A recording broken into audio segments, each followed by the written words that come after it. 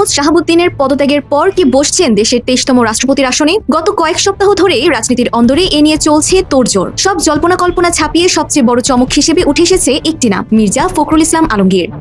দেশের সংবিধান অনুযায়ী রাষ্ট্রপতি নির্বাচনের প্রক্রিয়ার জন্য আমাদের দেশ, জাতি, জনগণ, সংশ্লিষ্ট কর্তৃপক্ষরা সবাই ব্যস্ত।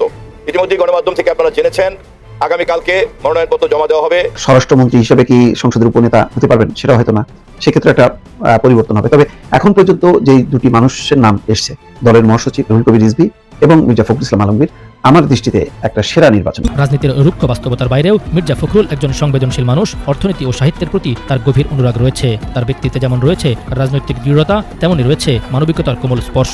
আর এ কারণেই রাজনৈতিক মত পার্থক্য থাকা সত্ত্বেও প্রতিদ্বন্দ্বী শিবিরের অনেকের কাছেও তিনি পেয়েছেন ব্যক্তিগত শ্রদ্ধা ও সম্মান।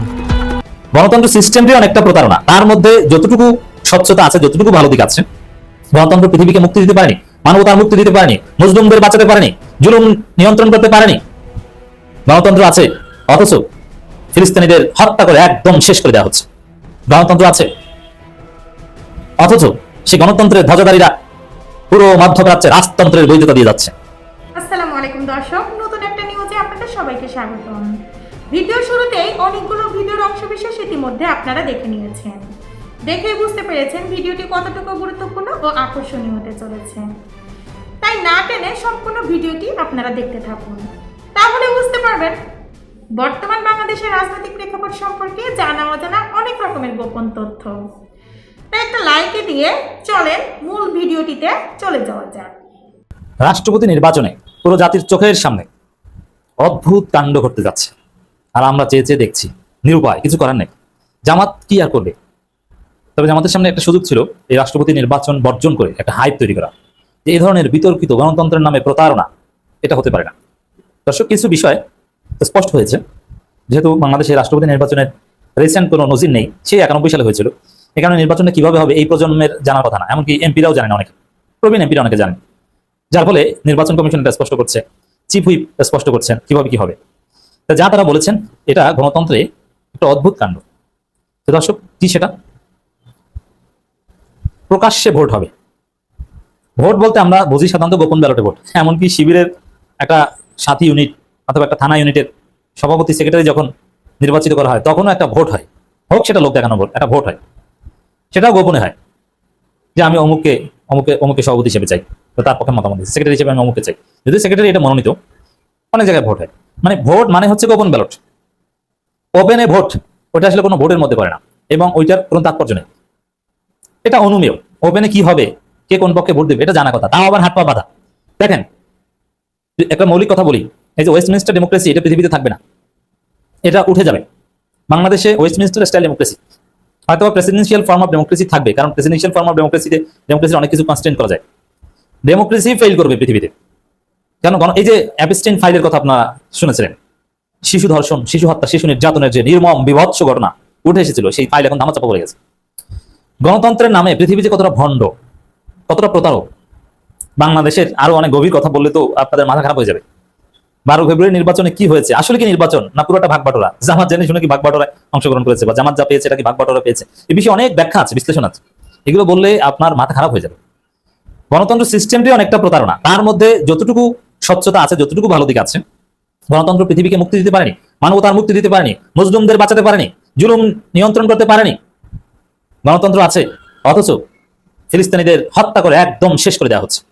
গণতন্ত্র আছে, অথচ সেই গণতন্ত্রের ধ্বজাধারীরা পুরো মধ্যপ্রাচ্যে রাজতন্ত্রের বৈধতা দিয়ে যাচ্ছে। এবং গণতন্ত্র মন চেয়েছে আমেরিকার ভেনেজুয়েলার প্রেসিডেন্টকে আমরা তার রুম থেকে, বেডরুম থেকে ধরে আনবো, তার বেডরুম থেকে ধরে আনবো। এই সবরেটির কনসেপ্ট, ওয়ার্ল্ড অর্ডার, এটাই তো নাই হয়ে গেছে। এবার ডেমোক্রেসি ফেল করবে। পৃথিবীতে তো এক এক সময় একটা সাইকেল থাকে। ইউরোপিয়ান এনলাইটমেন্টের পর রিপাবলিক কনসেপ্ট, এই ডেমোক্রেসি, এগুলো শুরু হয়।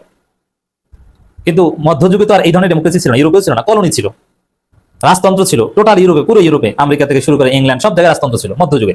এরপরে এনলাইটমেন্ট যুগে এসে ডেমোক্রেসি হয়েছে। এক পর্যায়ে ডেমোক্রেসি থাকবে না।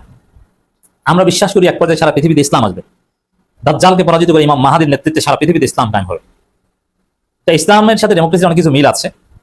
আর ডেমোক্রেসির অনেক কিছু, বা পুরো ডেমোক্রেসিও যদি বলেন, মাসলাহাতে মুরসালা বিবেচনায় ইসলাম হয়তো জায়েজ মনে করে, বাট ইসলাম আর ডেমোক্রেসি তো পুরোপুরি এক না। ইসলাম তো ইসলাম, ইসলাম আলাদা একটা system, complete code of life, complete code of political system.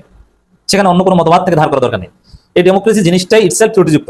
তার মধ্যে বাংলাদেশের রাষ্ট্রপতি নির্বাচনে যা হচ্ছে এটা চূড়ান্ত ফাজলামি, গণতন্ত্রের নামে ফাজলামি ছাড়া কিছুই না। বলে যে রাষ্ট্রপতি নির্বাচন হয় ভোটে, সেই জন্য আবার ভোটের তারিখ, শিডিউল ডিক্লেয়ার, ভোটার তালিকা তৈরি, অমুক তমুক কত কিছু, ভোটে রাষ্ট্রপতি নির্বাচন হবে। এদিকে চিফ হুইপ বলছেন যে ভোট হবে প্রকাশ্য ভোট, গোপন ভোটের সুযোগ নেই, প্রকাশ্যে ভোট দিতে হবে। কারণ কি তিনি স্পষ্ট করে বলছেন কোন এমপি তার নিজ দলের সিদ্ধান্তের বাইরে বিরুদ্ধে ভোট দিলে তার সংসদ সদস্য পদ থাকবে না, অবশ্যই 70 অনুচ্ছেদ প্রযোজ্য হবে। অথচ সংবিধানের অনেক আর্টিকেলে প্রযোজ্য হয় না, যেমন শেখ মুজিব স্বাধীনতার ঘোষক, এটাও এখন প্রযোজ্য হয় না, নট অ্যাপ্লিকেবল। এবং একই সাথে শেখ মুজিবের ছবি টানানো সব জায়গায়, এটাও এখন অ্যাপ্লিকেবল না, ওইটা এমনি এমনি পড়ে আছে সংবিধানের বিধান। আর আর্টিকেল 70 এখন অ্যাপ্লাই করতে হবে, যেখানে প্রকাশ্যে ভোট দিতে হবে, গোপন ব্যালটের সিস্টেম থাকবে না। অথচ জুলাই সনদে গোপন ব্যালটের কথা বলা হয়েছিল। এটা কি কোনো নির্বাচন? তো নির্বাচনের নামে পুরো জাতির চোখের সামনে একটা তামাশা হতে যাচ্ছে, আর সেটা আমরা চেয়ে চেয়ে দেখছি, আর আমরা সেই প্রক্রিয়া অংশগ্রহণ করছি। এই আলোচনা আমি শুধু বাংলাদেশের একটা প্রতারণামূলক কথিত নির্বাচন বলতে চাই না, পুরো ডেমোক্রেসির জন্য এটা একটা প্রতারণা। ডেমোক্রেসির মধ্যে এরকম ছোটখাটো প্রতারণা অনেক কিছুই আছে, যার ফলে ডেমোক্রেসি এক পর্যায়ে থাকবে না, ফেল করছে। সারা পৃথিবীতে কিন্তু ডেমোক্রেসি ফেল করছে, ডেমোক্রেসির নামে অটোক্রেসি রাইজ করছে। নির্বাচন ব্যবস্থা একদম ডিস্টর্ট করে দেওয়ার ওয়ার্ল্ড ওয়াইড, এই যে ভারতে নির্বাচন ব্যবস্থা প্রায় ধ্বংস হচ্ছে, বাংলাদেশে হাসিনা ধ্বংস করেছিল, এখনো যে নির্বাচন ব্যবস্থা ফিরে এসেছে বলা যায় না। অনেকের মতে 12 ফেব্রুয়ারি যা হয়েছে সব পাতানো, নির্বাচনই না, সামনে যা হবে ওটা কোনো নির্বাচনই না। পাকিস্তানে আসলে কি জনগণ যাকে চায় সে দেশ চালায় না সেনাবাহিনী যাকে চায়? মধ্যপ্রাচ্যে, পৃথিবী, ল্যাটিন আমেরিকার দেশগুলো, আফ্রিকান দেশগুলোতে জনগণ যাকে চায় সে কি দেশ চালাতে পারে? না। মানে গণতন্ত্র নিয়েই তো প্রশ্ন উঠছে। দেখেন চিফ হুইপ নুরুল ইসলাম মনির বক্তব্য, সংসদ সদস্যরা তাদের বিভক্তি সংখ্যা অনুযায়ী ভোট দেবেন। রাষ্ট্রপতি, সংসদ নেতা, বিরোধী দলীয় নেতা এবং ভারপ্রাপ্ত স্পিকার যখন ভোট দেবেন তখন সেটা টেলিভিশনে সরাসরি সম্প্রচার করা হবে। ভোট গণনা থেকে শুরু করে ফলাফল হওয়া পর্যন্ত সরাসরি সম্প্রচার চলবে। এবং তিনি বলছেন রাষ্ট্রপতি নির্বাচন দলের সিদ্ধান্তের বাইরে কেউ ভোট দিতে পারবে না, যদি দেয় তার পদ থাকবে না, এবং দিয়েছে কিনা তার প্রমাণ থাকতে হবে। আপনি ভোট দিয়েছেন প্রমাণ, এটা কি ভোট? হাত পা বেঁধে বলছে যে তুই এখন সাঁতার কাট, কেমনটা লাগে বলেন? অথচ এই প্রক্রিয়ার বিরুদ্ধে আমরা কাউকে দেখছি না সিরিয়াসলি বিদ্রোহ করে এখান থেকে বর্জন করে একটা হাইপ তৈরি করতে। যেখানে জামাতের মতো দলও এই ধরনের অনিয়ম, এই ধরনের প্রতারণা মেনে নেয়, তার পার্ট হয়। এই জাতির পরিবর্তন হবে এত সহজে? জুলাই সনদ আকাশ থেকে নাজিল হবে আপনাদের উপর? আপনারা তো এইসব প্রতারণামূলক সিস্টেমকে অ্যাসিমিলেট করে নিচ্ছেন, এগুলোকে অ্যাকসেপ্ট করে নিচ্ছেন। মোহাম্মদ শাহাবুদ্দিনের পদত্যাগের পর কি বসছেন দেশের 23তম রাষ্ট্রপতির আসনে? গত কয়েক সপ্তাহ ধরে রাজনীতির অন্দরে এ নিয়ে চলছে তোড়জোড়। সব জল্পনা কল্পনা ছাপিয়ে সবচেয়ে বড় চমক হিসেবে উঠে এসেছে একটি নাম, মির্জা ফখরুল ইসলাম আলমগীর।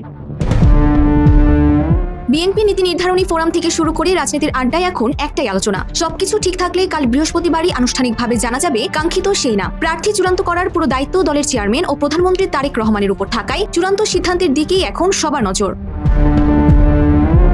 যদি মির্জা ফখরুলকে রাষ্ট্রপতির প্রার্থী হিসেবে ঘোষণা করা হয় তবে তাকে ছাড়তে হবে স্থানীয় সরকার মন্ত্রীর পদ। একই সাথে বিএনপির মহাসচিব পদেও আসবে বড় ধরনের রদবদল। দীর্ঘদিন ধরে রাজপথে দল সামলানো এবং সাম্প্রতিক রাজনীতির সামনে থেকে নেতৃত্ব দেওয়ার উপহার হিসেবেই তাকে এই সর্বোচ্চ পদে বিবেচনা করা হচ্ছে বলে ধারণা রাজনৈতিক বিশেষজ্ঞদের। তবে দৌড়ে যে শুধু তিনি আছেন তা নয়, স্থায়ী কমিটির জ্যেষ্ঠ নেতা নজরুল ইসলাম খান, ডক্টর খন্দকার মোশাররফ হোসেন এবং ডক্টর আব্দুল মঈন খানের নামও আলোচনার বাইরে নয়। মির্জা ফখরুল নিজে অবশ্য এখনো রহস্য বজায় রেখে বলেছেন 13 আগস্টের পরই সব খোলাসা হবে। নির্বাচন কমিশনের তফসিল অনুযায়ী আগামীকাল 10টা থেকে 4টার মধ্যে জমা দিতে হবে মনোনয়নপত্র। 349 জন সংসদ সদস্যের ভোটে 20 আগস্ট নির্ধারিত হবে দেশের পরবর্তী অভিভাবক। তারেক রহমানের চূড়ান্ত টেবিলে শেষ পর্যন্ত কার নাম উঠছে? মির্জা ফখরুলই কি যাচ্ছেন বঙ্গভবনে, নাকি শেষ মুহূর্তে আসছে অন্য কোনো রাজনৈতিক চমক? স্বরাষ্ট্রমন্ত্রী হিসেবে কি সংসদের উপনেতা হতে পারবেন সেটা হয়তো না, সেক্ষেত্রে একটা পরিবর্তন হবে। তবে এখন পর্যন্ত যে দুটি মানুষের নাম এসছে, দলের মহাসচিব রুহুল কবির রিজভী এবং মির্জা ফখরুল ইসলাম আলমগীর, আমার দৃষ্টিতে একটা সেরা নির্বাচন। এই পদত্যাগ করছেন মির্জা ফখরুল। দ্বিতীয় খবরটি হচ্ছে রিজভী হচ্ছেন বিএনপির ভারপ্রাপ্ত মহাসচিব। আমার ধারণা যে বিএনপির একেবারে লাইন অনুযায়ী, অর্থাৎ তার সিদ্ধান্ত অনুযায়ী সঠিক পথে যাচ্ছে। রিজভীকে নিয়ে যেমন কোনো বিতর্ক নেই, মির্জা ফখরুল ইসলাম আলমগীরকে নিয়েও কোনো বিতর্ক নেই। অন্তত যেই দুটি পদে তারা যাচ্ছেন সে ব্যাপারে কোনো সন্দেহ নেই। দুইজন ত্যাগী পরীক্ষিত মানুষ, দুইজন দেশে থেকে লম্বা সময় ধরে জেল খেটেছেন, পার্টির হাল ধরেছেন এবং তাদের আর ত্যাগ তিতিক্ষার কথা আমি আর কি বলবো। মানে দেশের মানুষ তার প্রমাণ তারাই ভালো বলতে পারেন, এবং আমরা গণমাধ্যম কর্মী হিসেবে কাছ থেকে দেখেছি যে তারা বিন্দুমাত্র টলেনি, একেবারে অটুট থেকেছেন। মির্জা ফখরুল ইসলাম আলমগীরের বিষয়টা এত বেশি আলোচিত হয়েছে যে এখন আর বিএনপির অন্য কারোর কথা মাথায় নেই। মির্জা ফখরুল ইসলাম আলমগীর এমনি শারীরিকভাবে তিনি একটু দুর্বল হয়েছেন, যথেষ্ট দুর্বল হয়েছেন। তিনি বলছিলেন মনে আছে যে গত নির্বাচনে যে এটাই আমার শেষ নির্বাচন। আসলে একটা শেষ নির্বাচনই হচ্ছে এটা, যে ওই নির্বাচনটা করলেন 6 মাসের মধ্যে তিনি পদত্যাগ করবেন এমপি শিপ থেকে এবং চলে যাচ্ছেন। তার মানে এটাই তার শেষ নির্বাচন ছিল গত, যেটি তিনি বলেছেন সেই কথাটি রেখেছেন। আর প্রেসিডেন্ট হবার পর তিনি পুরো টার্মটাই, অর্থাৎ মেয়াদের যেদিন থেকে হবেন সেদিন থেকে 5 বছর তিনি প্রেসিডেন্ট হিসেবে থাকতে পারবেন। যদি এর মধ্যে বড় ধরনের কোনো বিপর্যয় না ঘটে তাহলে মির্জা ফখরুল ইসলাম আলমগীর তিনি থাকবেন। তার আসনে কে নির্বাচন করবেন সেটা এখনো পরিষ্কার না। একটা দলে এবং সরকারে সংসদে একটা পরিবর্তন হবে। ভারপ্রাপ্ত মহাসচিব হচ্ছেন যেহেতু রুহুল কবির রিজভী, যিনি সিনিয়র যুগ্ম মহাসচিব, তিনি হচ্ছেন এবং কাউন্সিলের মাধ্যমে হয়তো তিনি হবেন, যদিও আরেকজন দাবিদার আছেন স্বরাষ্ট্রমন্ত্রী সালাউদ্দিন আহমেদ।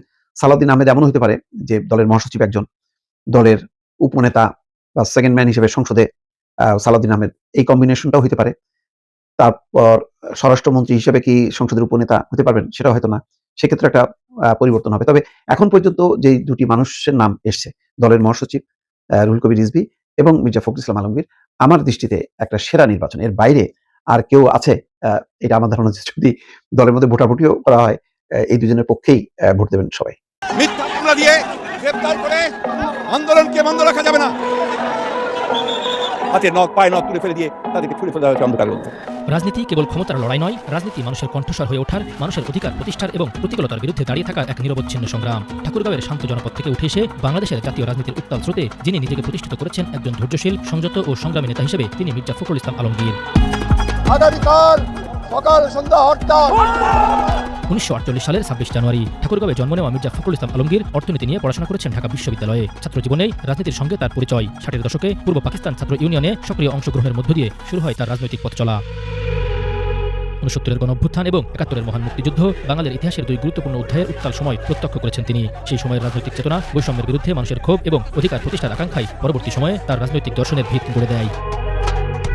শিক্ষাজীবন শেষে সরকারি চাকরিতে যোগদান মির্জা ফখরুল। অর্থনীতির শিক্ষক হিসেবে ঢাকা কলেজে শুরু হয় কর্মজীবন, কিন্তু মানুষের ভাগ্য পরিবর্তনের আকাঙ্ক্ষা তাকে বেশি দিন পেশাগত জীবনের গণ্ডিতে আটকে রাখতে পারেনি।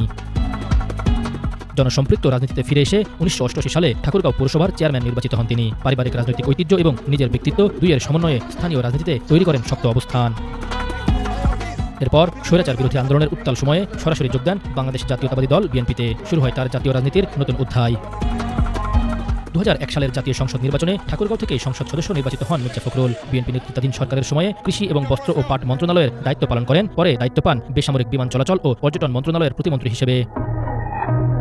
সরকারে থাকাকালীন তার পরিচয় ছিল নীতি নির্ধারণে মনোযোগী একজন রাজনীতিবিদ হিসেবে, কিন্তু রাষ্ট্র ক্ষমতার বাইরে তার রাজনৈতিক জীবনের সবচেয়ে কঠিন অধ্যায়টি যেন তখনও অপেক্ষা করছিল। 2009 সালের পর শুরু হয় মির্জা ফখরুলের রাজনৈতিক জীবনের সবচেয়ে কঠিন এবং দীর্ঘ সংগ্রামের সময়। বিএনপির কাউন্সিলে তারেক রহমানের ছেড়ে দেওয়া সিনিয়র যুগ্ম মহাসচিবের দায়িত্ব পাওয়ার মধ্য দিয়ে জাতীয় রাজনীতির কেন্দ্রবিন্দুতে চলে আসেন তিনি। এরপর একদিকে তৎকালীন দলের ভারপ্রাপ্ত চেয়ারম্যান তারেক রহমানের দীর্ঘ প্রবাসী জীবন, দলীয় চেয়ারপারসন বেগম খালেদা জিয়ার কারাবাস, দুই কঠিন বাস্তবতার মাঝখানে রাজপথে বিএনপির নেতৃত্বের অন্যতম প্রধান মুখ হয়ে ওঠেন মির্জা ফখরুল। রাজপথের আন্দোলন, রাজনৈতিক কর্মসূচি, গ্রেপ্তার, মামলা, একটির পর একটি প্রতিকূলতা এসেছে তার সামনে। কখনো কারাগারে, কখনো আদালতের বারান্দায়, কখনো বা রাজপথে। দীর্ঘ সময় ধরে তিনি ছিলেন দলের দৃশ্যমান নেতৃত্বের সামনের সারিতে। শত শত মামলা, বারবার কারাবরণ, রাজনৈতিক চাপ এবং শারীরিক মানসিক প্রতিকূলতা কোনোটি তাকে রাজনীতির ময়দান থেকে সরিয়ে দিতে পারেনি, বরং প্রতিকূলতার প্রতিটি ধাপ যেন তাকে আরও দৃঢ় করেছে। বেগম খালেদা জিয়া ও তারেক রহমানের নেতৃত্বের প্রতি আস্থা রেখে দলকে ঐক্যবদ্ধ রাখার কঠিন দায়িত্ব পালন করেছেন তিনি। বিএনপির সাংগঠনিক সংকট, রাজনৈতিক প্রতিকূলতা কিংবা রাজপথের কঠিন মুহূর্ত, প্রায় প্রতিটি ক্ষেত্রেই তাকে দেখা গেছে দলের নেতৃত্বের অন্যতম প্রধান মুখ হিসেবে। মির্জা ফখরুলের রাজনৈতিক বৈশিষ্ট্যের সবচেয়ে বড় জায়গাগুলোর একটি তার সংযত রাজনৈতিক ভাষা। রাজনীতির উত্তপ্ত ময়দানেও তিনি সাধারণত পরিমিত শব্দ বেছে নেন। উচ্চকণ্ঠের বদলে যুক্তি, আক্রমণাত্মক বক্তব্যের বদলে রাজনৈতিক বক্তব্য এবং প্রতিপক্ষকে ঘায়েল করার চেয়ে নিজের অবস্থান তুলে ধরার প্রবণতা, এসব তাকে রাজনীতিতে দিয়েছে আলাদা একটি পরিচয়। রাজনীতির রুক্ষ বাস্তবতার বাইরেও মির্জা ফখরুল একজন সংবেদনশীল মানুষ। অর্থনীতি ও সাহিত্যের প্রতি তার গভীর অনুরাগ রয়েছে। তার ব্যক্তিত্বে যেমন রয়েছে রাজনৈতিক দৃঢ়তা, তেমনই রয়েছে মানবিকতার কোমল স্পর্শ। আর এ কারণেই রাজনৈতিক মত পার্থক্য থাকা সত্ত্বেও প্রতিদ্বন্দ্বী শিবিরের অনেকের কাছেও তিনি পেয়েছেন ব্যক্তিগত শ্রদ্ধা ও সম্মান। দীর্ঘ রাজনৈতিক জীবনে মির্জা ফখরুল ইসলাম আলমগীরের পথ কখনোই মসৃণ ছিল না। ছিল ক্ষমতার বাইরে থাকার বাস্তবতা, ছিল মামলা হামলা ও কারাবাসের চাপ, ছিল রাজনৈতিক অনিশ্চয়তা, ছিল নেতৃত্বের কঠিন দায়। তবু তিনি থামেননি। ঝড় এসেছে, চাপ এসেছে, প্রতিকূলতা এসেছে, কিন্তু তার রাজনৈতিক অবস্থান ও দলের প্রতি আস্থা সহজে টলাতে পারেনি কিছুই। ঠাকুরগাঁওয়ের একজন শিক্ষক থেকে জাতীয় রাজনীতির অন্যতম প্রধান নেতৃত্ব মির্জা ফখরুল ইসলাম আলমগীরের এই যাত্রা তাই কেবল একটি রাজনৈতিক জীবনের গল্প নয়, এটি ধৈর্যের গল্প, এটি ত্যাগের গল্প, এটি প্রতিকূলতার বিরুদ্ধে দাঁড়িয়ে থাকার গল্প, এটি রাজনৈতিক পরীক্ষার মধ্যেও আস্থা ধরে রাখার গল্প। বাংলাদেশের রাজনীতির দীর্ঘ ইতিহাসে মির্জা ফখরুল ইসলাম আলমগীর একজন সংগ্রামী, ধৈর্যশীল ও সংযত রাজনৈতিক চরিত্র, যার রাজনৈতিক অভিযাত্রা আজও লেখা হচ্ছে সময়ের পাতায়। দর্শক, এতক্ষণ ধৈর্য সহকারে পুরো ভিডিওটি দেখার জন্য আপনাদের অসংখ্য ধন্যবাদ। আশা করি ভিডিওটি আপনারা সম্পূর্ণ দেখেছেন। ভিডিওটি দেখে আপনারা কি জানলেন, বুঝলেন? অবশ্যই আপনাদের মূল্যবান মতামত আমাদের কমেন্ট বক্সে জানাবেন। আর আমাদের চ্যানেলে নতুন হয়ে থাকলে চ্যানেলটি সাবস্ক্রাইব করবেন। ইতিমধ্যে যারা সাবস্ক্রাইব করেছেন তারা ভিডিওটি বেশি বেশি শেয়ার করে অন্যদেরকে দেখার সুযোগ করে দিবেন। এরকম নিত্য নতুন গরম গরম নিউজ পেতে আমাদের চ্যানেলের সাথে আপনারা যুক্ত থাকুন। আজকে কথা না বাড়িয়ে বিদায় নিচ্ছি। দেখা হবে নতুন কোনো নিউজ নিয়ে ইনশাল্লাহ। ততক্ষণ পর্যন্ত বিডি নিউজ ভিশনের সাথেই থাকুন। আল্লাহ হাফেজ।